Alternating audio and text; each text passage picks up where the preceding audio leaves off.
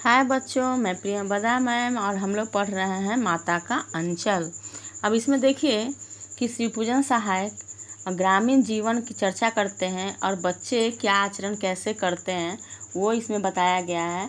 तो यहाँ तक हम लोग देख चुके हैं। अब पिताजी के साथ कुश्ती लड़ना आज हम लोग देखते हैं। झूला पर तो बैठ लिए, पेड़ का डाली पर पिताजी के कंधे पर बैठ लिया भोलानाथ।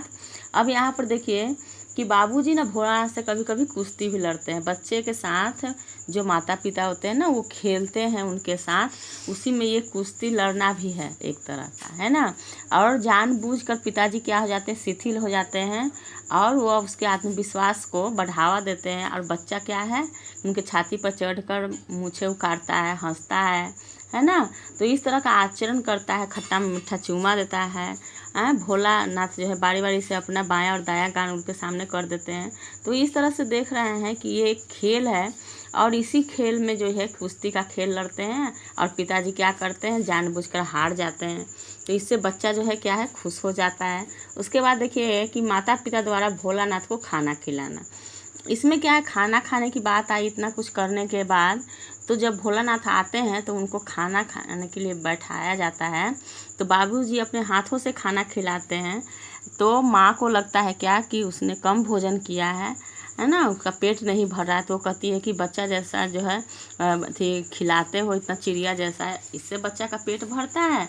माँ के हाथ के बिना खाए हुए बच्चे का पेट नहीं भरता है। और वह तोता, मैना, कबूतर, मोर आदि की बनावटी नाम लेकर और कौर खिलाती है, बड़ा बड़ा सा कौर, है ना।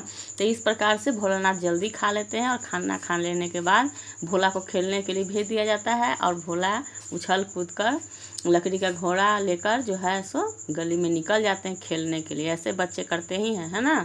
उसके बाद देख लीजिए कि माँ द्वारा भोलानाथ के सिर पर तेल लगाना। अब बच्चे की तैयारी कराई जाती है, उसका श्रृंगार किया जाता है। तो उस टाइम में अभी जैसा बहुत प्रोडक्ट नहीं था कि कभी ये बाल में ये लगाएं तो चेहरा में ये लगाएं तो हाथ में ये लगाएं।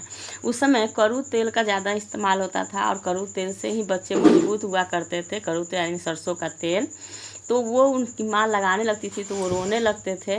और इस तरह से किसी भी प्रकार से वो बच्चे को पकड़ कर ना उसके सर में पूरा 1 अंजलि तेल जो है सो लगा देती थी, है ना। काजल की बिंदी कर लेती थी ताकि बच्चे को जो है किसी की नज़र न लगे। उसकी चोटी गूंथती थी, फलदार जो है लट्टू बांध कर रंगीन कुर्ता टोपी पहना देती थी। और इस तरह से वो बिल्कुल कन्हैया बन जाते थे और माँ की गोद से रोते रोते बाहर निकल के बच्चों के साथ खेलने चल जाते थे और तरह तरह के नाटक खेलते थे, तरह तरह का उपक्रम करते थे। तो इस प्रकार से देखिए कि यहाँ भोलानाथ